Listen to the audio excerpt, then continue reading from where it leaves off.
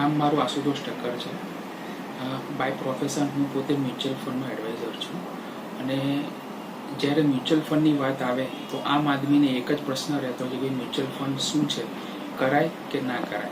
તો બહુ સામાન્ય સંજોગોમાં એવું કહી શકાય કે મ્યુચ્યુઅલ ફંડ એ તમારું ફંડ તમે એક્સપર્ટ થ્રુ તમે એમ કહેવાય કે ભાઈ વધારે તમે ગેઇન કરવા માટે જેમ તમારું શું કહેવાય કે એફડીસ છે અથવા તો બીજું ઇન્વેસ્ટમેન્ટ છે કે જે તમારે વધારે રિટર્ન માટે આપણે ક્યાંક ઇન્વેસ્ટમેન્ટ કરતા હોય એ રીતના મ્યુચ્યુઅલ ફંડ હોય છે. અને મ્યુચ્યુઅલ ફંડની અંદર લમસમ અને એસઆઈપીસ થ્રુ ઇન્વેસ્ટમેન્ટ આપણે કરતા હોઈએ છીએ. એટલે જનરલી આપણે જાતે ક્યાંક કોઈક માર્કેટમાં રોકીશું તો આપણે એક્સપર્ટ નથી, પણ એવું બને છે કે ભાઈ એટલે મ્યુચ્યુઅલ ફંડની અંદર જે ફંડ મેનેજર હોય છે એને એમની ટીમ એક્સપર્ટને લઈને બેઠી હોય, એનાલિસિસ જાતે અલગ રીતનું એમાં કર્યા પછી ઇક્વિટીમાં ઇન્વેસ્ટમેન્ટ કરે છે. અને એવી રીતનું આપણું ફંડ આપણે કદાચ 100-200 રૂપિયા એકલા ક્યાંક રોકવા જઈશું તો સારું રિટર્ન એટલું જ મળશે, પણ એક શેર પણ નહીં લઈ શકીએ. અહીંયા આગળ અલગ અલગ યુનિટ હોય છે કે જે એનએવી એની નેટ એસેટ વેલ્યુ એ યુનિટ તમારે અડધું યુનિટ બી તમે લઈ શકો છો. એટલે ઇન્વેસ્ટમેન્ટ તમે 100 રૂપિયાનું પણ કરી શકો અને એમાં કરોડો રૂપિયાનું પણ કરી શકો. જ્યારે વાત આવે લમસમ કે એસઆઈપી, જો આપણી પાસે ફંડ એક્સ્ટ્રા પડી હોય એમાં લમસમ આપણે કરી શકીએ. અને એવું છે કે ભાઈ મારે મંથલી અલગ અલગ મારું ફંડ આવે છે અને મારે એમાંથી ઇન્વેસ્ટમેન્ટ કરવાનું થાય છે તો એસઆઈપી સિસ્ટમેટિક ઇન્વેસ્ટમેન્ટ પ્લાન એવી રીતના પણ કરી શકીએ કે જે ઇન્વેસ્ટમેન્ટ આપણું સિસ્ટમેટિકલી મંથલી થશે. અચ્છા, ઇન્વેસ્ટમેન્ટ ધારો કે એસઆઈપીથી થાય છે તો એ કેવી રીતના કામ કરશે અથવા તો શું કરશે. ધારો કે હું મહિને 1000 રૂપિયાની એસઆઈપી કરાવું છું તો 12 મહિને 12,000ની એસઆઈપી થશે, 5 વર્ષે 60,000નું ઇન્વેસ્ટમેન્ટ થશે અને 5 વર્ષ પછી હું જોવા જઈશ તો મને 60,000ના 80,000 કે 70,000 કે 90,000 મળતા હશે. આવી રીતના આપણું ઇન્વેસ્ટમેન્ટ એનએવી અને યુનિટ થ્રુ કામ થશે. જે મારું ઇન્વેસ્ટમેન્ટ 1000 રૂપિયાનું થશે, આજે કદાચ એનું યુનિટની વેલ્યુ 100 રૂપિયા હશે તો મને 10 યુનિટ આવતા હશે, પણ જ્યારે મારું 5 વર્ષ એ પછી હું જોવા જઈશ અને એના યુનિટની વેલ્યુ 150 રૂપિયા કે 180 રૂપિયા થઈ ગઈ છે તો મારે એ વખતે ઓછા યુનિટ આવતા હશે.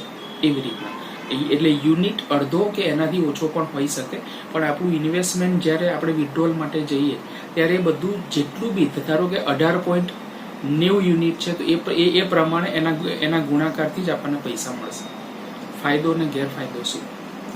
આપણે અલગ અલગ ઇન્વેસ્ટમેન્ટ આપણે કરવા જઈશું તો 1000 રૂપિયાની એફડીની કોઈ વેલ્યુ નહીં હોય અને 1000 રૂપિયાનું કરશો તો એ તમને એ રીતના માથાનો દુખાવો રહેશે કે તમારે બેંકમાંથી ઇન્સ્ટ્રક્શન આપશો, પ્રોપર ફોલો થઈ ના થઈ અને રિટર્ન તો પાછું એમાં 6% કે 6.5% જ મળશે.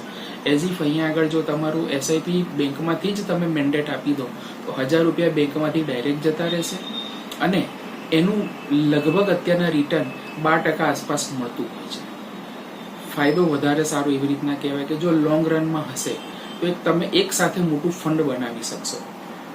અલગ અલગ આપણે 1000 રૂપિયા ભેગા કરીશું તો એવી રીતના ફંડ નહીં ક્રિએટ થાય, પણ જો આવી રીતના લોંગ રનમાં કર્યું હશે તો 5 વર્ષ 10 વર્ષ 15 વર્ષ 20 વર્ષ લોંગ રનમાં સારું ફંડ મળશે.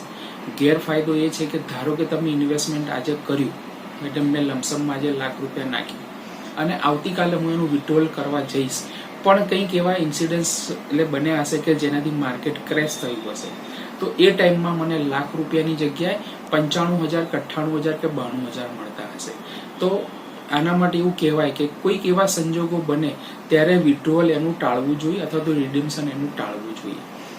મોટી સિસ્ટમેટિક ઇન્વેસ્ટમેન્ટથી તમે તમારા ગોલ પણ પૂરા કરી શકો છો કે ભાઈ બાળકોનું એજ્યુકેશન છે, બાળકોનું સારું આગળના ભણતરમાં જ્યારે રૂપિયાની જરૂર હોય ને તમને અત્યારથી ખબર છે કે એને આટલા વર્ષ પછી આવી રીતની જરૂર છે, એ ટાઈમે સામટા પૈસા નહીં કાઢી શકીએ. એ પૈસા અત્યારના આવી રીતના આપણે ટુકડે એટલે ગયા પછી સારું ઇન્વેસ્ટમેન્ટ થઈ જાય તો એના ગેઇન સાથે આપણે કરી શકીએ છીએ. બાળકોના મેરેજ પણ કરાવે છે. ઇવન આપણું પોતાનું એમાં સમજો કે ભાઈ આજે મારી ઇન્કમ સ્ટેડી છે પણ 20 વર્ષ પછી અથવા તો મારું રિટાયરમેન્ટનો 60 વર્ષની ઉંમરની આસપાસનો આપણે પ્લાન ગણીએ તો ત્યારે કોઈ મારું હું ધંધો કરતો હોઈશ તો મારું કશું જ નહીં હોય. તો એ પણ પ્લાન અત્યારથી કરીને તમે તમારા 20 વર્ષ 30 વર્ષ 35 વર્ષ પછીના ગોલ તમે એમાં પૂરા કરી શકો છો. અંતમાં એટલું કહેતા એવું કહી શકાય કે ભાઈ મ્યુચ્યુઅલ ફંડથી એસઆઈપીથી તમે તમારા ગોલ પૂરા કરી શકો છો, તમારા સપના સાકાર કરી શકો છો અને સારા ઇન્વેસ્ટમેન્ટથી સારા પૈસા એમાં તમે બનાવી શકો છો. Thank you.